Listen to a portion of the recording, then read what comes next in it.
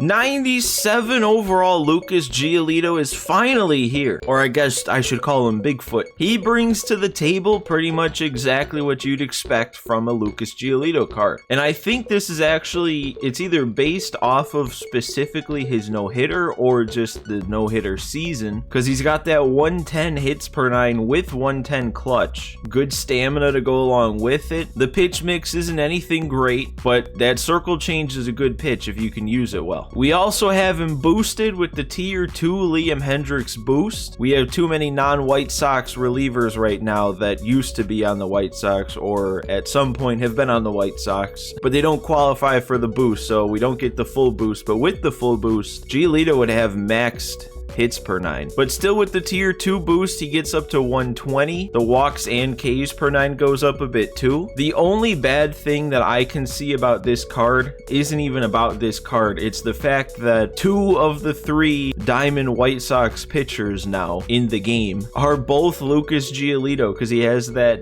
89. And you know, this card we had been using for the White Sox theme team. It had been good enough as it is, but he also gets boosted, so using him in a ranked game, it's like a, well, with the Tier 2 boost, it's like a 94 overall. If we had the full boost, it's like a 97. So it would have been nice if, you know, we could have had maybe a Cease or a Kopech or something, and then we would have had actually 3 diamond pitchers in this rotation. Nothing else as of right now has changed about this theme team. I know that live series Tim Anderson is going to get supercharged. He might be supercharged by the time you're watching this. I do plan on using him with this theme team, but I'm probably actually going to give it its own episode, just because if we use that TA, then we don't get the boost, and I don't want to debut another new card without a boost. Speaking of boosts, though, we do have one new arm in the bullpen because Craig Kimbrell got supercharged, and I know us White Sox fans all just absolutely love to remember Craig Kimbrell's time on the team. But he's in the bullpen now, double 125 hits and Ks per 9 while he's supercharged, and I'm assuming they're going to do something similar with him that they did with Kenley and give him a 99 overall milestone card. I just hope they beef up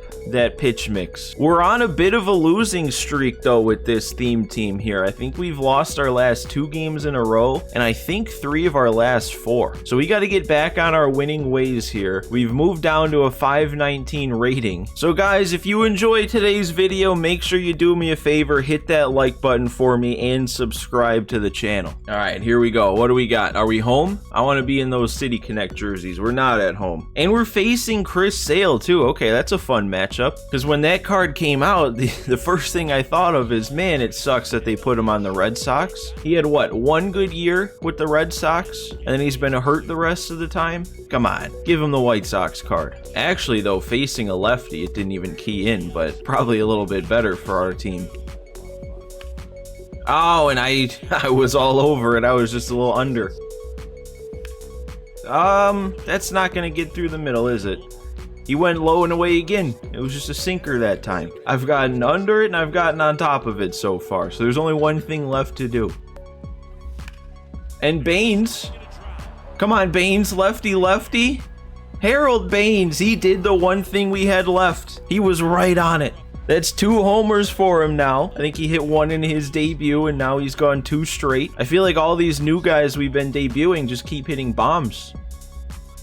Oh, I missed that. Okay, that was a good pitch. But hey, we took the early lead. Harold Baines puts us on top. That should be all Giolito needs, right? There we go. 1 pitch, 1 out, right to second base. The thing about this Giolito, I'm really hoping that hits per 9 is what makes him a good card here. Because his pitch mix alone is probably not going to make him the best card. He doesn't have the fastest fastball. And it might not be that much of an effect on All-Star, but if I move back up to Hall of Fame difficulty, I'm hoping that that 120 plus hits per 9 is really going to do the job. And there's another weak grounder. Ooh, I just barely made a green throw. Is this guy just whiffing on every circle change below the zone here? Okay. Well, that might make things kind of easy. What's that one doing? Did I get too far under it again? I think I did. Man, that was That was very hittable. You know, it's kind of funny to think just last episode how full of optimism I was when it came to the current White Sox. I was saying Luis Robert might be in contention for the Lightning card. I was saying maybe Joe Kelly gets a monthly award card, even Berger, Kopech could get some cards. And then now, just since then, Luis Robert hasn't done anything. Berger hasn't done anything. Joe Kelly, I think, just blew 2 saves on his own in the last series. The only hope we have left is Kopech, and he pitches tonight at the time I'm making this video. So he might blow it too, for all we know. Vaughn, how well did you hit that one? Oh, it's just to the track. See, that was another really good pitch for a 3-2 count. I don't know. If this guy doesn't make some adjustment at the plate, and he is just somebody who's going to swing at anything you throw, no matter how much in the dirt it is, it's kind of crazy how different he is on the mound. On the mound, he knows what he's doing. He's mixing his pitches. He's hitting his spots. You'd think he was a good player just based on how he's pitching. I guess he did take that last circle change though, so maybe he's catching on a bit. There we go. We got him with the fastball up and away. I wonder how much of an effect getting Giolito to parallel 5 will have on his fastball velocity. Like, I've never really noticed how much of an effect it has, but right now at no parallels, I think on the card it said 94 mile per hour fastball. Here it says 91 to 96. I wonder how high up you can get that just from 5 parallel levels, and that's going to be his first hit. Okay. Well, I don't know. How many times can I go to this? Because he took 1, so I was thinking maybe he'd put it together. And he almost turned on that. Yeah, I can't get any sort of gauge on this guy at the plate. I guess all I should do is just try not to exploit him or anything and just pitch how I pitch. There we go. He was definitely early on that, but it still sat him down. Konerko beat that one into the ground. Yeah, this guy on the mound is a different animal than he is at the plate. Really knows what he's doing. Like, he's really making it tough to hit here on all-star difficulty. Oh, man, I was just late on that. That looks so much faster than 97 from the release point that Chris Sale has. Oh man, that is both Tim Anderson at bats now. I have just barely gotten under it. He's not throwing it low enough to TA. I wonder if we're gonna get more captains, like team captains. Because like at this point, we have a pitching captain and a hitting captain, and then also the live series captain. But I wonder if that's where they're gonna stop it, or if they're gonna have new captains so that you can kind of have options for your theme team. There's another ground out here. Who's going to get this one? It made me Baines. I think either of them could have gotten there. There we go. Another strikeout. Another good inning. Keeping the pitch count low. I just got to figure out now what he's doing on the mound. We do have Harold Baines up next, who's the only one who's done anything so far. So maybe it's just going to be a Harold Baines game.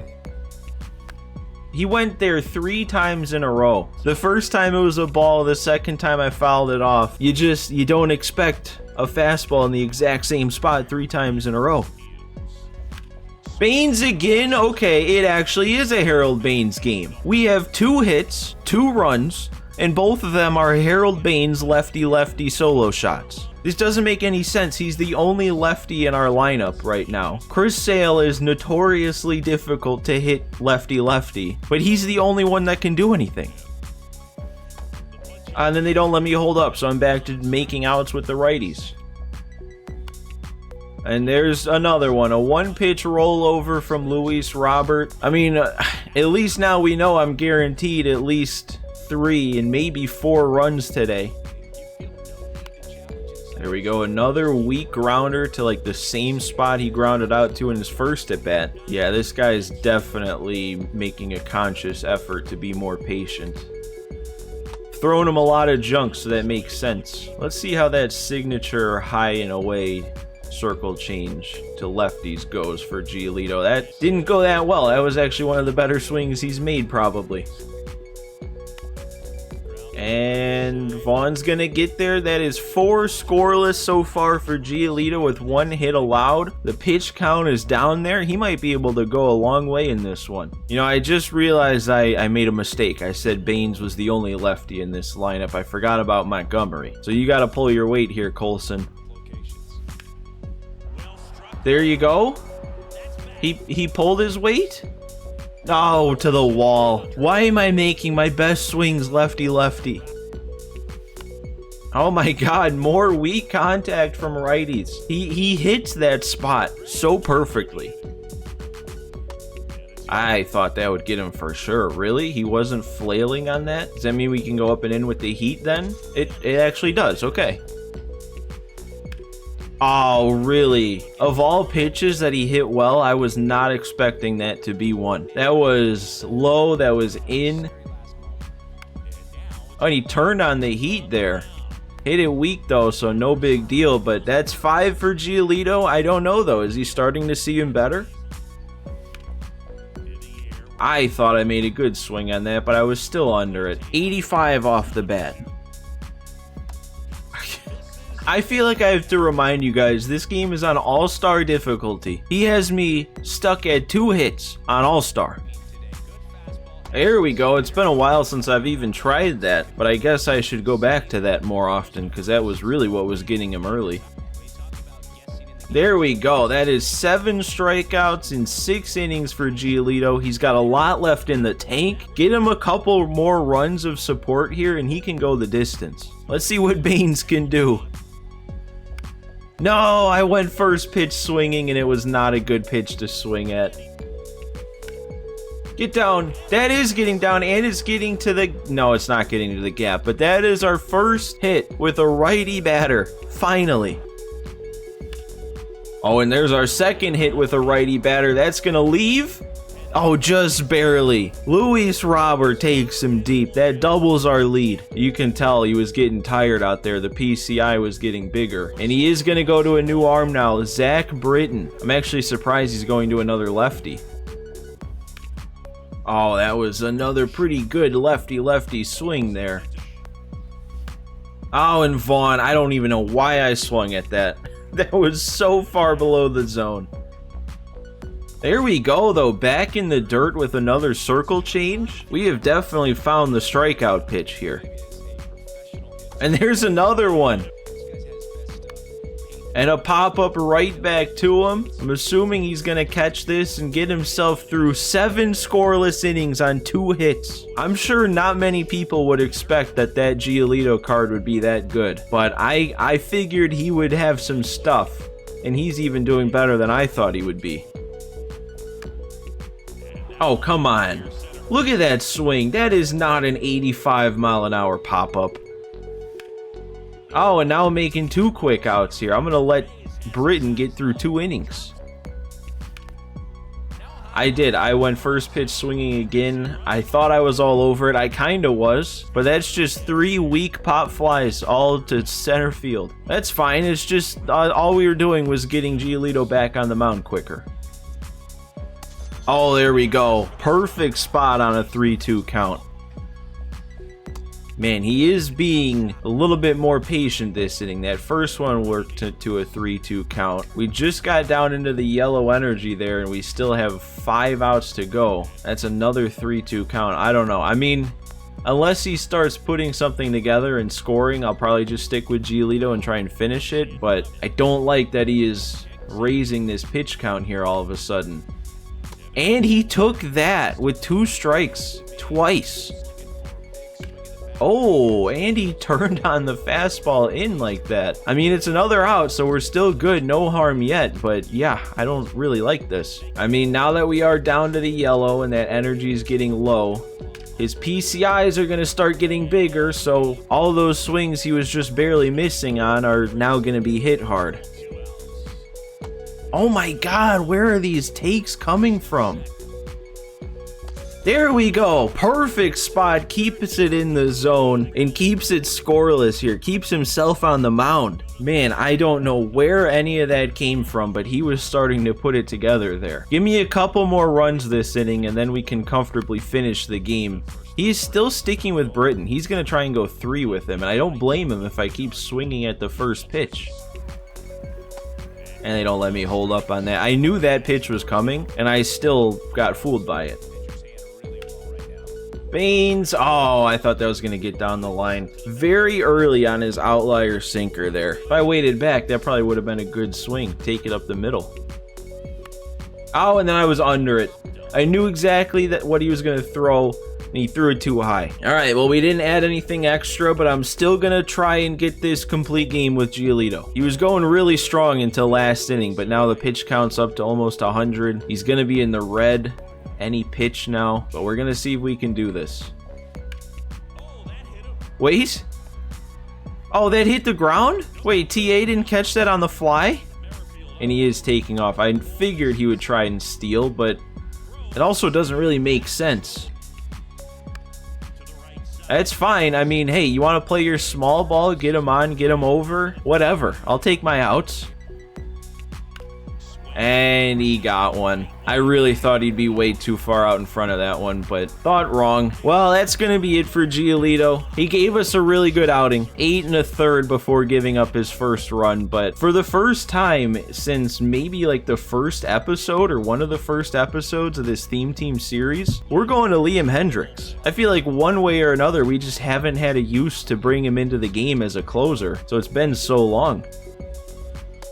And sure, why not go right down the middle to start? Get the tone set. There we go. Oh, and he wasn't... I thought he would whiff on the slider low, but we'll take the weak contact out.